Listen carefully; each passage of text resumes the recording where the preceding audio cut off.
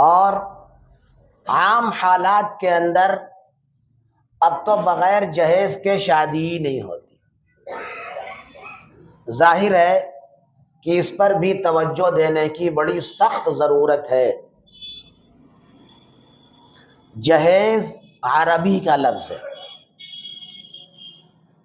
جہیز کے معنی ہوتے ہیں وہ سامان جو تیار کر کے کسی کو دیا جائے، کسی ضرورت مند کو دیا جائے۔ تو ظاہر سی بات ہے کہ جہیز کا لفظ ہمیں یہ بتاتا ہے کہ وہ سامان جو تیاری کے لیے ضرورت کا سامان ہو وہ دیا جائے، اسی کو جہیز کہتے ہیں۔ پہلی بات تو یہ سمجھ لینی چاہیے کہ اسلام کے اندر جہیز کا کوئی ثبوت نہیں ہے۔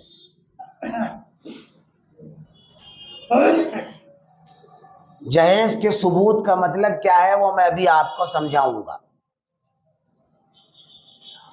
دراصل ہمارا معاشرہ، ہمارا سماج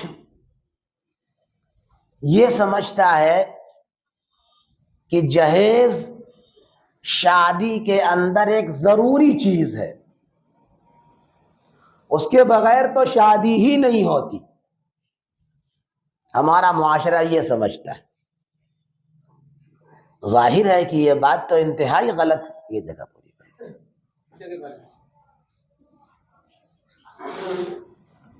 تو یہ بات تو غلط ہے۔ شادی دو دلوں کے ملنے کا نام ہے۔ ایجاب و قبول ہو گیا، شادی ہو گئی۔ تو جہیز تو ایک اضافی چیز ہے، زائد چیز ہے۔ جہیز کا تعلق صرف اتنا ہے کہ بس آدمی اپنی بچی کو ضرورت کے سامان جو چاہے دے دے، جو چاہے وہ دے دے۔ اس کی رہائش کے لیے، اس کی زندگی کے لیے جو سامان وہ دے سکتا ہو، اس کی ضرورت کا سامان جو چاہے وہ دینا چاہے دے دے۔ ورنہ اصل ذمہ داری تو اس عورت کی، اس لڑکی کی، اس کے شوہر پر ہے۔ نکاح جب ہوتا ہے تو اس میں مہر بھی لازم ہوتا ہے۔ مہر کون دے گا؟ شوہر دے گا، ظاہر سی بات۔ دوسری بات، رہائش بھی لازم ہوتی۔ رہنے کے لیے مکان کون دے گا؟ کمرہ کون دے گا؟ وہ ذمہ داری کس کی ہے؟ ظاہر سی بات ہے کہ وہ ذمہ داری شوہر کی۔ نفقہ، کھانا خرچہ کون دے گا؟ ظاہر ہے اس کی ذمہ داری شوہر کے اوپر ہے۔ حضور اکرم صلی اللہ علیہ وآلہ وسلم نے فرمایا اذا طعمت فاطعمها، اذا طعمت فاطعمها، جب کھاؤ تو اسے کھلاؤ۔ معلوم ہوا کھلانے کی ذمہ داری شوہر پر ہے، اور رہنے کے لیے گھر دینا، کمرہ دینا اس کی ذمہ داری شوہر ہے۔ قرآن نے کہا اسکنوہن من حیث سکنتم، جہاں رہو وہیں رکھو۔ تو ذمہ داری کس کی ہوئی؟ شوہری کی تو ہوئی، ان کو رکھو۔ تو کھانا بھی شوہر کے ذمے، خرچہ بھی شوہر کے ذمے، رہائش بھی شوہر کے ذمے، کپڑا بھی اسی کے ذمے۔ اذا اکتسیت فاکسوها، پہنو تو پہناؤ، یعنی کپڑا تمہارے ذمے، کپڑا تمہارے ذمے۔ تو معلوم ہوا تینوں چیزیں شوہر کے ذمے ہیں۔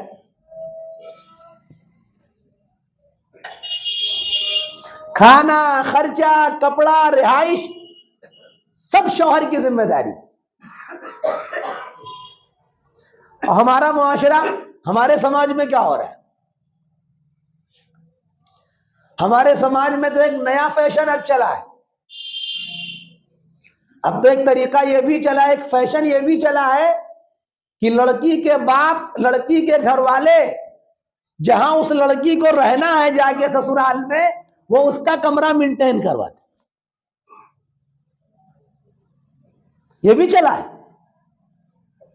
اس کا جو کمرہ ہے جہاں اس کو رہنا ہے، وہ کمرہ سارا اس کا مینٹین کرائے گا.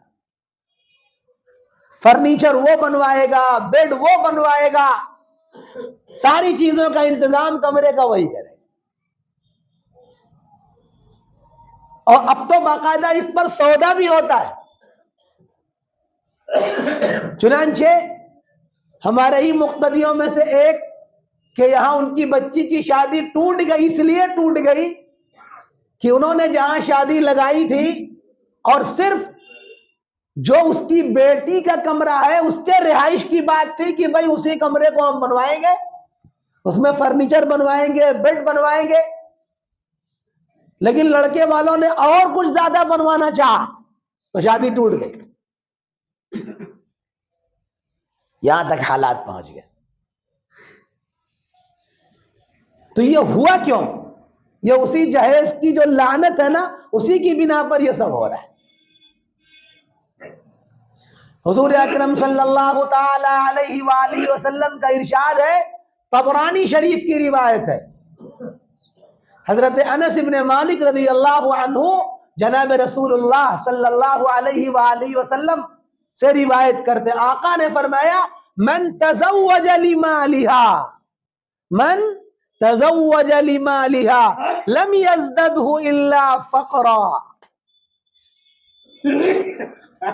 جو کسی سے شادی کرے گا اس لیے کہ اس کے مال میں اضافہ ہو جائے، مال میں زیادتی ہو جائے، لم یزددہ الا فقرا، تو فقر و فاقہ ہی بڑھے گا اور کچھ نہیں بڑھے گا. طبرانی میں روایت. زبیر کو دیکھیے 2346 نمبر کی روایت. تو آقا نے یہی فرمایا اگر شادی اس نیت سے کرو گے کہ صاحب ہمیں مال مل جائے تو لم یزددہ الا فقرا، فقر و فاقہ ہی ہوگا بس. ظاہر سی بات ہے، بڑی خطرناک بات ہے نبی کی ہے. آج کل یہی تو ہو رہا ہے، آدمی شادی کر رہا ہے تو وہ دیکھتا ہے کئی رشتے آئے اس کے یہاں، اب ان کئی رشتوں میں جو زیادہ مالدار ہے، جہاں زیادہ سامان ملنے کی امید ہے، وہی رشتہ کرے گا.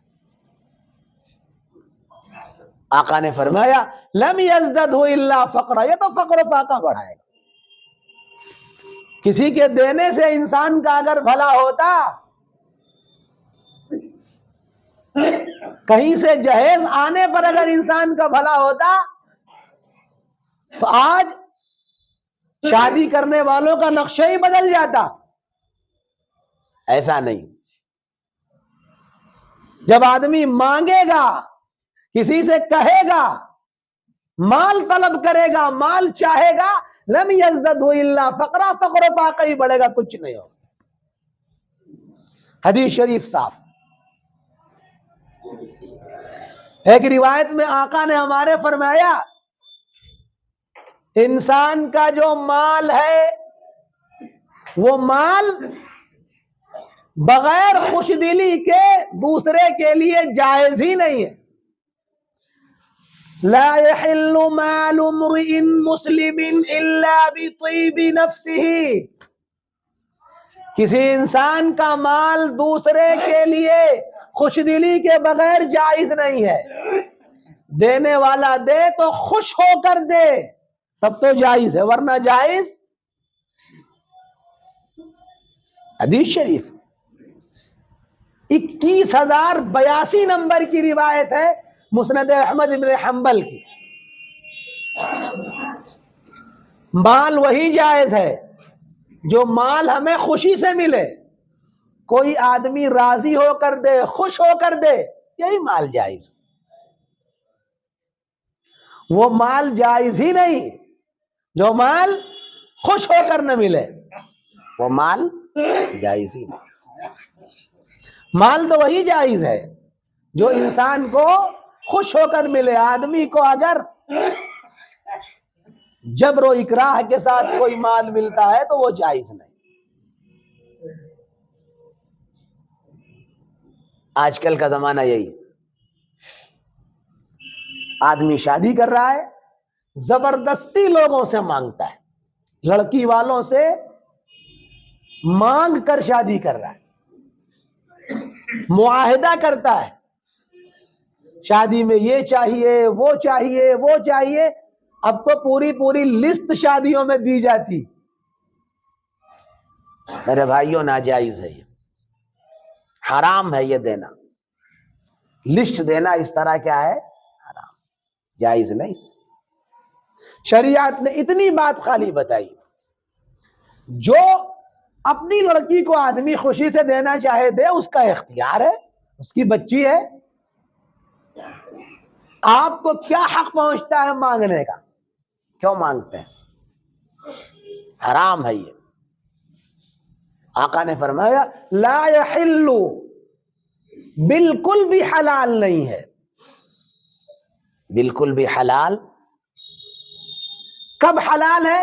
الا بطیب نفسہ، جب آدمی خوش ہو کر دے تو حلال، ورنہ حرام ہے، وہ جائز نہیں.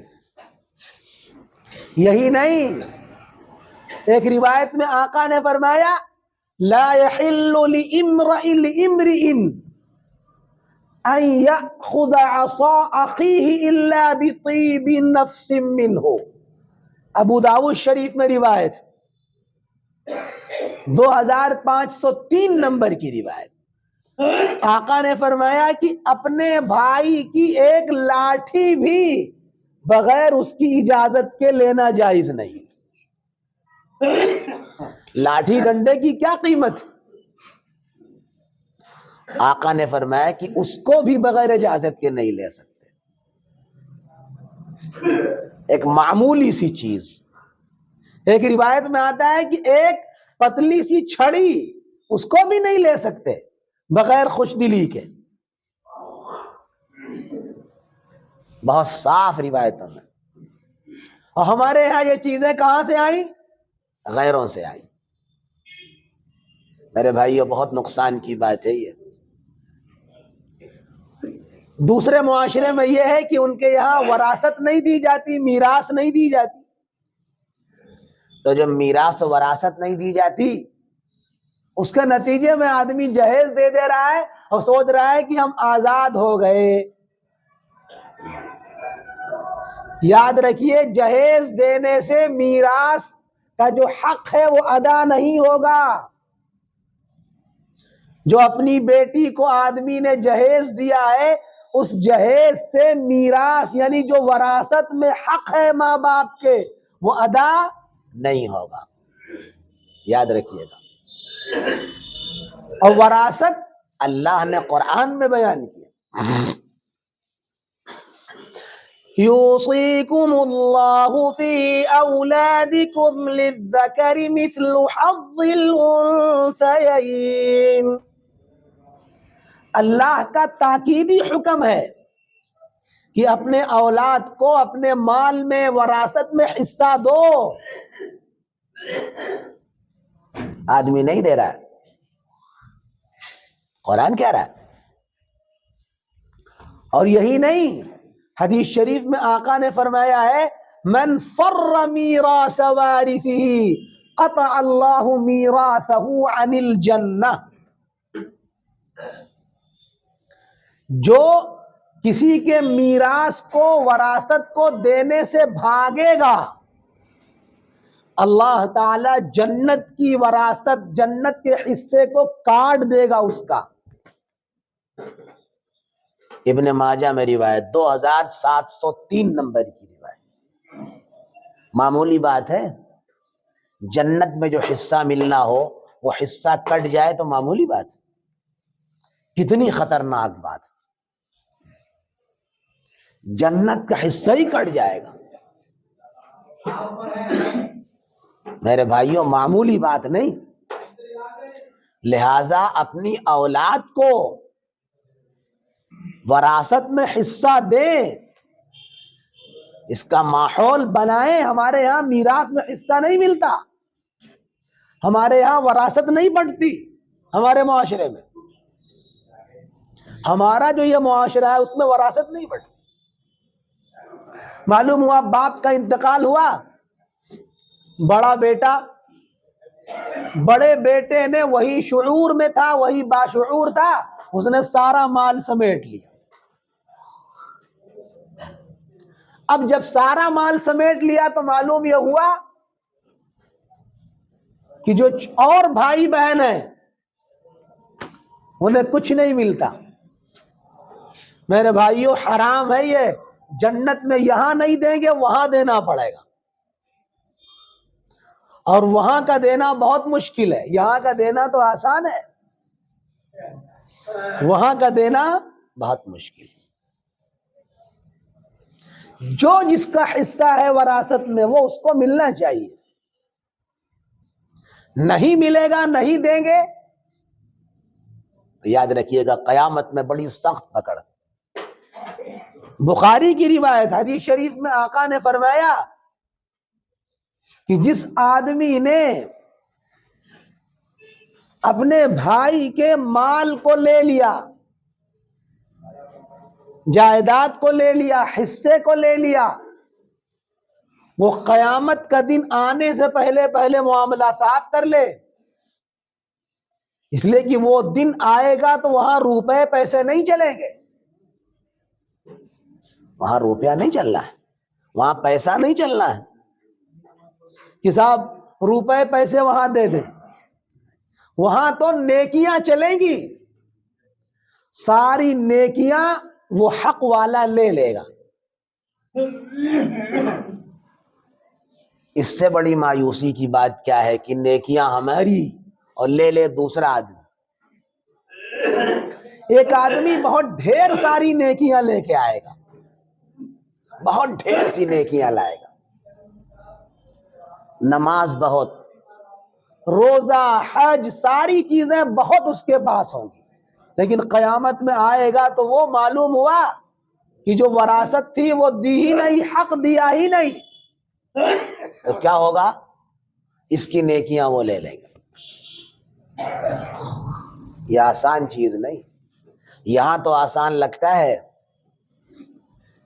ایک عدالت بیٹھی ہے، بہت زبردست عدالت، احکم الحاکمین کی عدالت، اس عدالت میں ذرہ برابر کوئی ظلم نہیں ہوگا، اور کہا جائے گا اليوم تجزى كل نفس بما كسبت لا ظلم اليوم ان اللہ سریع الحساب۔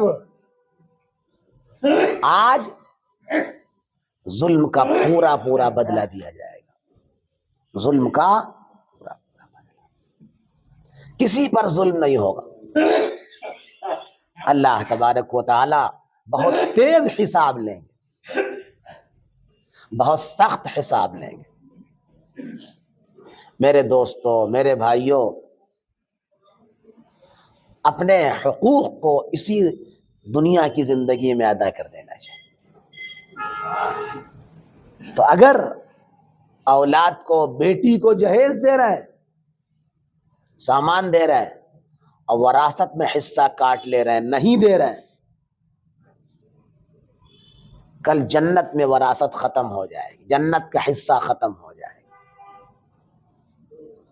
آقا نے فرمایا لا یأخذن احدکم، لا یأخذن احدکم، کوئی بھی آدمی ہرگز ہرگز ہرگز دوسرے کا مال نہ لے اس کی خوشی کے بغیر، چاہے ایک چھوٹا سا ڈنڈا ہی کیوں نہ ہو،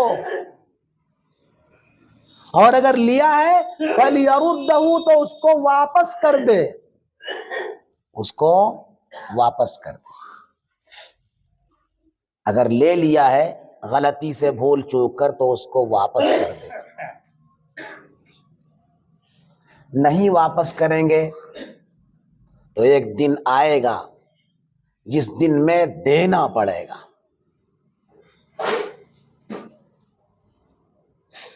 اور جس دن دینا پڑے گا وہ قیامت کا دن ہوگا، بہت سخت ہوگا.